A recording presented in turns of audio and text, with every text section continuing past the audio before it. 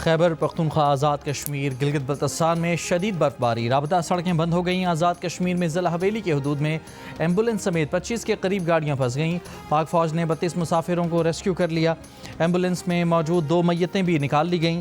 گاڑیوں میں 100 کے قریب افراد سوار تھے۔ ریسکیو آپریشن جاری۔ چترال میں برفانی تودا گھر پر گر گیا، 9 افراد جاں بحق، 4 خواتین 5 مرد شامل۔ چلاس اور اپر کوہستان میں برفباری اور لینڈ سلائیڈنگ سے شاہراہ کراکرم مختلف مقامات پر بند، سینکڑوں مسافر اور مال بردار گاڑیاں پھنس گئیں۔ استور کا ملک بھر سے زمینی رابطہ منقطع۔ ایبٹ آباد روڈ پر کمرے سے 3 نوجوانوں کی لاشیں ملی ہیں۔ ورثاء کے مطابق جنریٹر کی زہریلی گیس بھر جانے سے موت ہوئی۔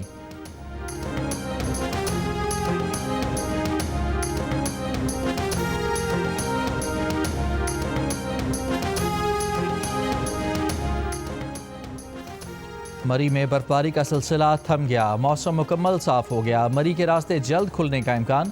برفباری کے باعث متعدد رابطہ سڑکیں ڈھک گئیں۔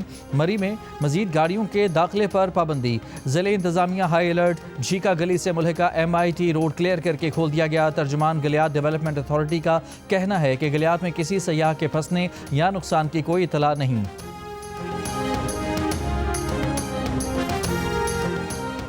حیدرآباد کے قریب مہران ہائی وے پر کار اور ٹرک کی ٹکر، 8 افراد جاں بحق، 2 زخمی۔ ٹرک ڈرائیور گرفتار، جاں بحق افراد میں 2 مرد، 1 خاتون اور 5 بچے شامل۔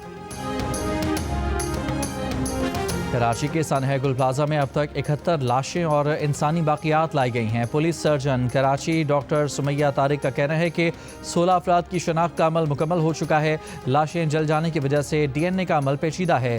DC ساؤتھ جاوید نبی کھوسو کے مطابق گل پلازا کو 90% تک کلیئر کر دیا گیا ہے۔ 10 سے 11 افراد مسنگ ہیں، تلاش جاری ہے۔ ملبے سے 4 DVR ملے ہیں، جن کی مدد سے سانحے کی وجوہات جاننے میں اہم شواہد ملنے کا امکان ہے۔ گل پلازا سے ملبہ اٹھانے کے دوران 1.5 کلو سونا بھی ملا، جسے دکان مالک کے حوالے کر دیا گیا۔ تہہ خانے میں دکان سے 1 لاکھ روپے سے زائد رقم برآمد، رقم مالک کے حوالے کر دی گئی۔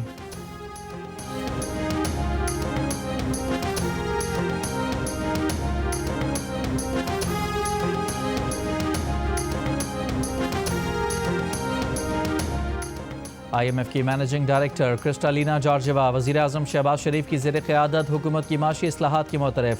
ڈیووس میں عالمی اقتصادی فورم کے دوران اظہار خیال کرتے ہوئے کہا، وزیر اعظم پاکستان میں مثبت تبدیلی اور ترقی کے لیے سنجیدہ ہیں۔ شہباز شریف جب کسی کام کو کرنے کی ٹھان لیں تو پھر اسے مکمل کر کے ہی چھوڑتے ہیں۔ پاکستانی حکومت سنجیدگی سے اصلاحات کا نفاذ کر رہی ہے۔ حکومتی اقدامات کے مثبت ثمرات موصول ہونے لگ گئے ہیں۔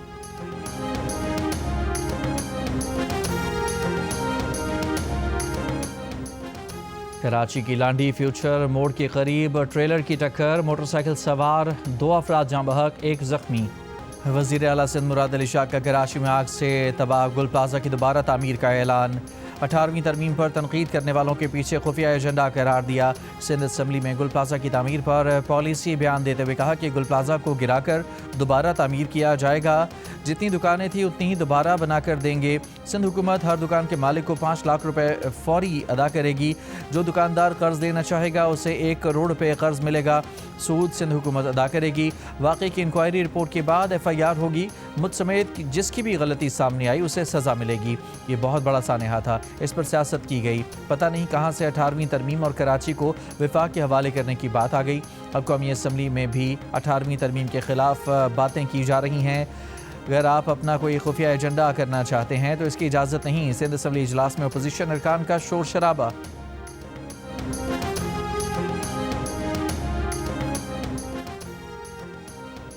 چیئرمین MQM پاکستان خالد مقبول صدیقی کا وزیر اعظم کو خط، وفاق سے سانحہ گل پلازا انکوائری کمیشن کے نام سے اعلیٰ سطح کی غیر جانبدارانہ اور شفاف کمیشن تشکیل دینے کا مطالبہ۔ خط میں لکھا کہ انکوائری کمیشن حقائق سے پردہ اٹھائے اور مجرموں کو تعین کرے۔ کمیشن میں FIA، نیب، NDMA کو شامل کیا جائے، MI، ISI، اسٹیٹ بینک، نسپاک سمیت دیگر کو شامل کیا جائے۔ وفاقی حکومت اور قانون نافذ کرنے والے ادارے فوری طور پر ریسکیو اور ریلیف کے انتظامات سنبھالیں تاکہ انسانی اعضاء اور قیمتی اشیاء محفوظ رہ سکیں۔ 12,000 سے زائد خاندان اس واقعے میں براہ راست متاثر ہوئے۔ واقعے میں ہلاکتوں اور مالی نقصانات کی براہ راست ذمہ دار سندھ حکومت ہے۔ صوبائی محکمے، بلدیاتی ادارے ہیں۔ سندھ حکومت، میئر کراچی، SBCA اور دیگر ادارے مجرمانہ غفلت کے مرتکب ہوئے۔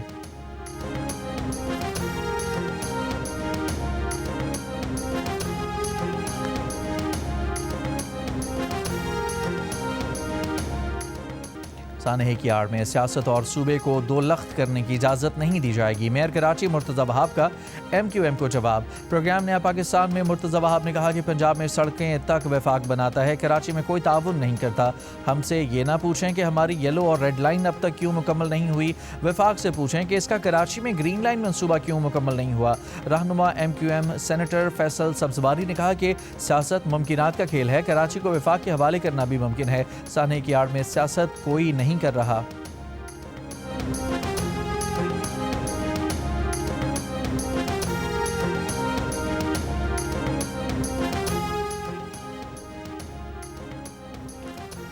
گورنر سندھ کامران ٹسوری کی سانحہ گل پلازہ میں شہید ہونے والے فائر فائٹر فرقان علی کے گھر آمد، ورثاء سے اظہار تعزیت کیا۔ گورنر سندھ نے میڈیا سے گفتگو میں کہا کہ فائر اسٹیشن کو فرقان علی کے نام سے منسوب کیا جائے گا، اس اسٹریٹ کا نام بھی فرقان علی کے نام سے منسوب کرنے کے لیے میئر کراچی کو خط لکھوں گا۔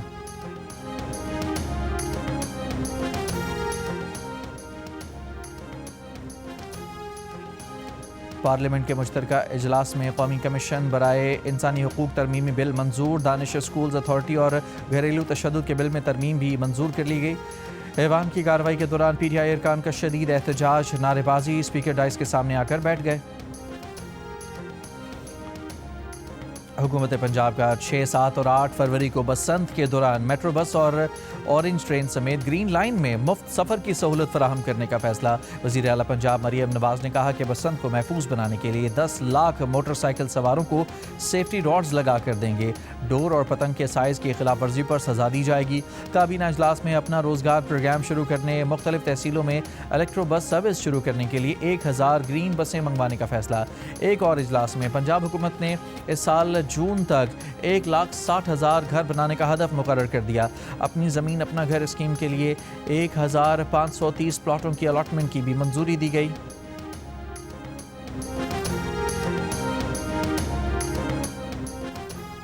ہائی کورٹ کے باہر جھگڑا کیس میں گرفتار ایمان مزاری انسدادی دہشت گردی عدالت اسلام آباد میں پیش۔ عدالت نے 14 روز کے لیے جوڈیشل ریمانڈ پر جیل بھیج دیا۔ دوسری جانب سیشن کورٹ اسلام آباد نے ایمان مزاری اور ہادی علی چٹھا کے خلاف متنازع ٹویٹس کیس پر سماعت ہفتے کے روز تک ملتوی کر دی۔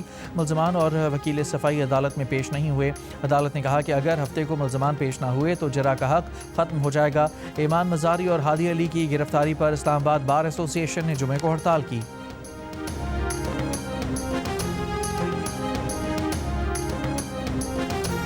برطانیہ کے وزیر اعظم سر کیئر سٹارمر نے افغانستان میں برطانیہ سمیت نیٹو کے کردار پر صدر ٹرمپ کے بیان کو خطرناک اور توہین آمیز قرار دے دیا۔ معافی مانگنے کا مطالبہ، کہا اگر میں نے ایسا بیان دیا ہوتا تو یقیناً معافی مانگتا۔ 9/11 کے بعد افغانستان پر امریکہ ساتھ دیتے ہوئے جنگ کے دوران 457 برطانوی فوجی ہلاک ہوئے تھے۔ صدر ٹرمپ نے دعویٰ کیا تھا کہ نیٹو فوجی افغانستان میں جنگ کے دوران فرنٹ لائن سے دور رہے۔ برطانوی وزیر نے صدر ٹرمپ کے بیان کو مذاکرہ خیز قرار دے دیا۔ کنزرویٹو لیڈر کیمی بارڈینوک نے بھی بیان کو فضول بکواس ٹھہرایا۔ امریکہ میں مقیم برطانیہ کے شہزادہ ہیری بھی بول پڑے، کہا افغانستان میں دی گئی نیٹو افواج کی قربانیوں کا احترام کیا جانا چاہیے۔ بولے میں نے بھی افغانستان میں فوجی خدمات سر انجام دیں، دوست بنائے، دوستوں کو کھویا بھی، ماں باپ نے اپنے بیٹوں اور بیٹیوں کو دفن کیا، بچے والدین کے بغیر رہ گئے۔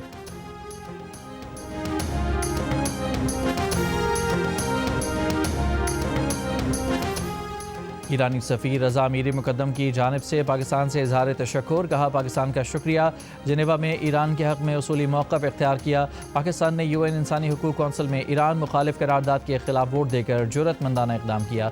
شہباز شریف اور اسحاق ڈار کی قیادت میں پاکستان کا اصولی کردار قابل تحسین ہے۔